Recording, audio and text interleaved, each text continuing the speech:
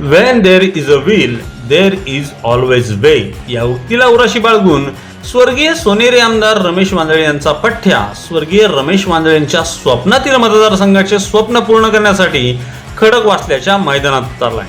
गेल्या काही दिवसांपासून याबाबतच्या चर्चांना उधाण आले. शासनाच्या विविध योजना मतदारसंघातील घराघरात पोहोचवण्यासाठी मयुरेश रमेश वांजळे याने मोठ्या प्रमाणात बॅनरबाजी केली असल्याचं पाहायला मिळतंय. त्यामुळे अनेक इच्छुकांच्या भाऊगर्दीत रमेश वांजळे यांची भरदार छबी वारकरी संप्रदायाचा वारसा घेऊन उतरलेला, मात्र त्यावेळी अस्खलित इंग्रजी बोलणारा सिव्हिल इंजिनियरचं शिक्षण घेतलेला हा तरुण चर्चेचा विषय झालाय. स्वर्गीय रमेश वांजळे यांच्या कोणत्याही छायाचित्रात दिसते ते त्यांच्या अंगावरील सोने आणि त्याच सोन्याचे एक आभूषण अंगावर धारण करून मयुरेश खडकवासल्याच्या मैदानात उतरलाय.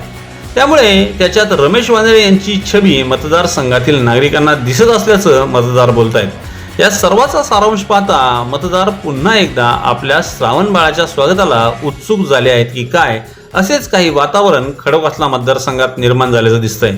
सद्यस्थितीला मयुरेश वांजळे याच्या भगिनी राष्ट्रवादी अजित पवार गटात असून त्यांनी वारजे माळवाडी भागाचे नगरसेविका म्हणून नेतृत्व केले. दुसरी भगिनी ऐरेगावच्या ग्रामपंचायत सदस्य आहेत.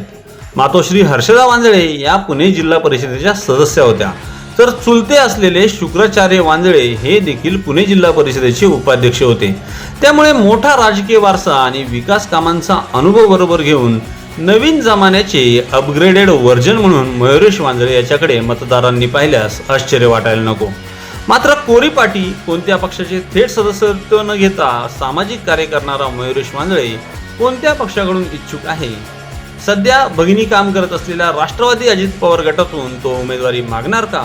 मागितली तर महायुतीचा घटक पक्ष असल्याने भाजपाचे विद्यमान आमदार असलेल्या या मतदारसंघाची जागा राष्ट्रवादीला सुटणार का? का भाजपामधूनच या निवडणुकीला मयुरेश सामोरे जाण्याचा विचार करतोय? भाजपा मयुरेशला उमेदवारीची संधी देईल का? आणि याहून वेगळा पर्याय म्हणजे ज्या मनसेमधून रमेश वांजळे आमदार झाले त्याच मनसेचा पर्याय मयुरेश निवडतो का, हे पाहणे औत्सुक्याचे ठरणार आहे. याबाबत आपल्याला काय वाटतं व्यक्त व्हा खालील कॉमेंट बॉक्समध्ये. व्हिडिओ आवडला असल्यास लाईक आणि शेअर करायला विसरू नका.